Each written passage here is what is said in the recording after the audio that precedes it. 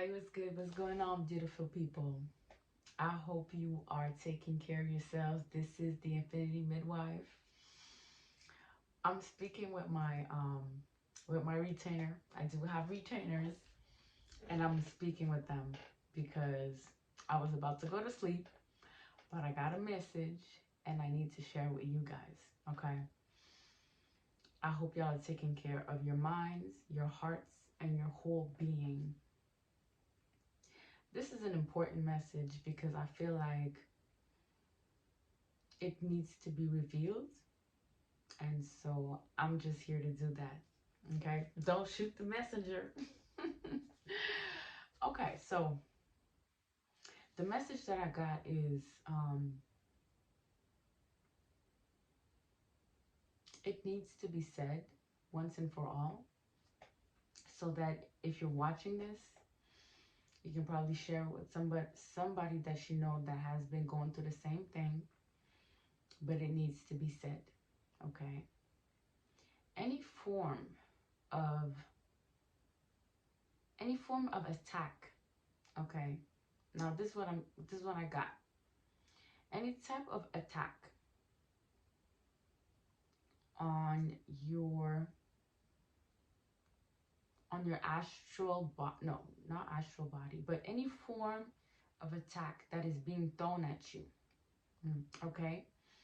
There are several, there are several points or meridians or certain central points in your bodies. We can use the chakra system, we can use the meridian system, but there are some central points in your body, starting at the top of your head all the way down to your lower part of the body. So let's just say your sexual parts. Okay. So there are several um, central or energetic points on your body. When that is being attacked, okay, whether it's in this 3D attack, so physical attack, whether it's projections, so mental attacks, whether it's spiritual attacks, uses of magic, uses of spells to send it with specific intention towards some parts of your body, there are repercussions, whether we want to admit it or not. Okay. Some people think that it's only through physical harm that we actually get to attacked, but it's not just physical. It's not just through physical attacks that you can actually feel or receive a form of attack. So the reason why I'm starting like this is because I got the message that any types of attacks that has been ongoing through that era of bondage was specifically attacks, physical attacks, but also spiritual attacks, mental attacks that was specifically targeting the lower parts of the body. So the lower, let's say, chakras. So let's say you have, you have your belly button. So that's your sacral chakra. That's where, right underneath or right where your belly button is your sacral chakra. So that's your chakra that is, that is pertaining to pleasure, to emotions, to expressions of your emotions, expressions of pleasure, and so that's that chakra that rules, let's just say, that energetic point. Now right beneath it is the root chakra that governs security, that governs stability, how you anchor into your own self, into your own body, but also into your own soul. So that root chakra is at the base of the spine. Okay. And if you've been through some form of trauma that was specifically targeting those two central points, And when I speak of traumas here, I'm not talking about being beaten in those parts, but yes, in the literal sense, if you've been beaten, so someone actually, like, you know, throwing punches and kicks constantly in those two lower energetic points, it will result in some form of um, attack that will have some form of repercussions, um, that will be visible. Okay, but it's not just in terms of, you know, physical punches. We're more or less talking about any form of attack of, you know, annihilating or suppressing those 2 points, those 2 energetic points. Because when we look at a body, right, there are splits. You know, when you look at your body, there's part of it that is um, that is pointing towards the heavens, and then, or the skies, and then there's a part of your body that's pointing towards the earth, the unseen, right? Because we don't know what's really in the earth. We have to actually dig a hole to actually start exploring. But if we're not digging a hole into the ground, we don't really see what's actually going on there. So the lower part of your body are more or less connected to what is the unseen. So we would say that it's more or less connected to the feminine essence, as opposed to the upper energetic energetic points are connected to the skies. So your crown chakra, your third eye, so your psychic abilities, you know, your expression of your authentic truth of yourself, you know, your heart um, that is loving, that is forgiving. So all these points are connected more so to, um, I want to say, to the sky, and even the middle one. So the I like to call it the yellow. I don't know what's the name, but it's the center point, right above your so right where your belly is, right underneath your diaphragm. That there's another energetic point or central point that governs motivation, courage. It's the yellow chakra. So that is also connected, I would say, to your, you know, more connected to the upper realms, so to the sky, and also to the external world, how you connect with others, how you motivate and how you encourage yourself into thriving in this world. How do you express your truth in, you know, standing in your own truth in relation to yourself and then to others? And how do you perceive with your sight, with your clairvoyance, your clairaudience, and all these other forms of psychic abilities, and then your connectedness to the all, right? So your crown chakra is the connection to the all. But when we're focusing on the lower two, right, the ones that are right where your belly button is, or underneath your belly button, and the one that is connected to the spine, the last two, those two energetic points are more or less connected with what's underneath our feet, with what is the unseen, with the feminine essence. And I want to say this because I feel like with the era of bondage, we were being constantly attacked at the very last two levels, or on those two central central energetic points. What I mean by that, whether it was through education, okay, you know, sexual education that we might or may not have received, whether it was through, uh, you know, uh, you know, the porn industry, how sex really, you know, a skewed perception of what sex is or what love is, you know, that has been massively projected onto how we actually relate when it comes to sex and love making and all these things. Another one that is very much so in, you know, seeped in the culture is, you know, how we have all these roles in society that, you know, boys and men can be promiscuous, and then women who are promiscuous are seen a certain way. So all of these things, you know, these concepts, these narratives, these beliefs, these illusions are attacks, whether it's psychological attacks, spiritual attacks, physical attacks. Now, if you want to go a little deeper into the types of attacks that are more thorough and that are more lasting in time, we can then talk about sexual trauma. You know, we can then talk about female mutilation. We can then talk about circumcision. So any type of trauma that will be physically acted upon a person, and most of the time these type of traumas that are more violent in nature are acted when the person is at a very young age. There's a reason behind this. We're going to talk about this in the video. There's a reason behind this. This is all occultist science. It's not something that just happened one day to be.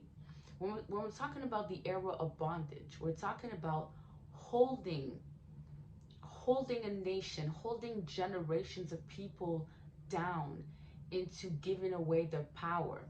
But how do we naturally give away our power, or how did we actually did that during that era? Was through inflicting pain, and not any types of pain. Usually you can inflict mental pain, you can inflict, you can inflict all these type of pains through these higher levels of energetic points. And you could have gone through that era of bondage with mild types of repercussions, I would say. But the lower two, the ones that are connected to the soil, I don't want to say underworld because there are so many concepts around it. I will just say the last two that are connected to the soil, when they are physically attacked.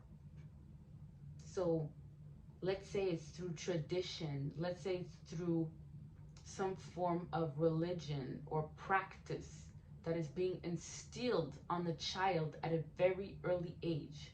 So let's say, for instance, female mutilation, right? When the clitoris is cut, a part of the clitoris is cut. We see that in various traditions and cultures in different sub-Saharan African countries. You will find that in some other sorts of traditions and tribes where women were heavily mutilated because there was this sense of suppression that needed to be acted on the woman of the land, or femininity, or the feminine in its essence. The same would be applied onto boys. Circumcision and religion, and all three religion, not just one, not just Islam, not just Christianity, not just Judaism, all three at some point were pushing for some circumcision. And that brought a lot of inflicted pain, intergenerational inflicted pain onto boys. So boys, and especially boys, because I feel that circumcision, right, is practiced in the very first week of birth. So upon arrival in this dimension, boys are being sentenced to separate themselves from their feminine essence within the 7 first days of their entry in this dimension. So what does that do? It automatically sever the boy from his feminine essence right away, through that trauma, through that inflicted trauma. And some people say, oh, well, there's this whole procedure. Well, now boys, they don't really feel it, whatever have you. Let me just open up a bracket here and then I'll close it. when a fetus is in the mother's womb, okay, they already have the sensors to feel the energies within the womb of what the mother is thinking, what the mother is feeling, what the mother is actually living.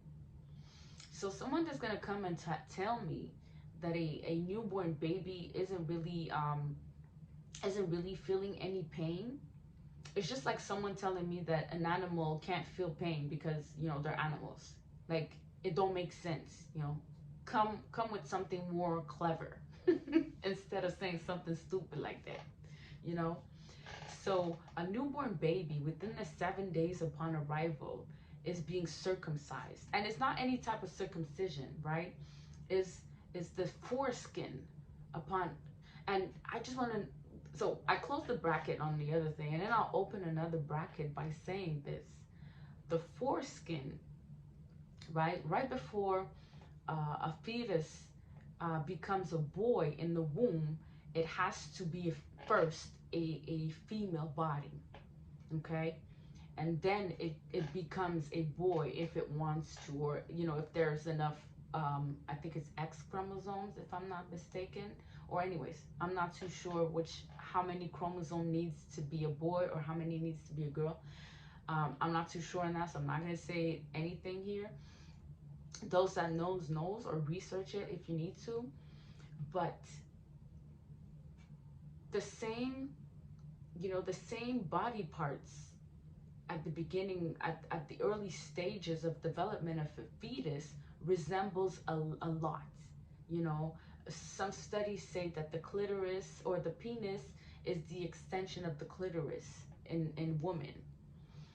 So when we talk about the foreskin, and so I'm closing the brackets here. So when we talk about the foreskin on the male's penis, you know, there's a lot of nerve endings connected to the tissues, connected to, you know, some people say, oh, you know, there's not that many things to it. But if we're coming again with the fact that, you know, a female's body and a male's body, when they are in the fetus, resembles itself, and then at some point develops differently, the same blueprint is still the same. Some study shows that, you know, if you do open up the clitoris, you will find that it's very wide and it's very resembling, you know, with the testes in the man, and, you know, the penis that is the extension of the clitoris. So there are many resemblance. So someone that wants to say, you know, how the foreskin on the penis, on a baby's penis does not matter, or doesn't matter, or, you know, it's not sensitive, it's false. It's not true at all. So that practice in and of itself desensitizes a male baby at a very early stage upon arrival in this dimension, okay? And I feel that, you know, as soon as the circumcision is done, right, the baby boy separates instantly itself from the feminine essence, because his energetic point has been attacked through that practice.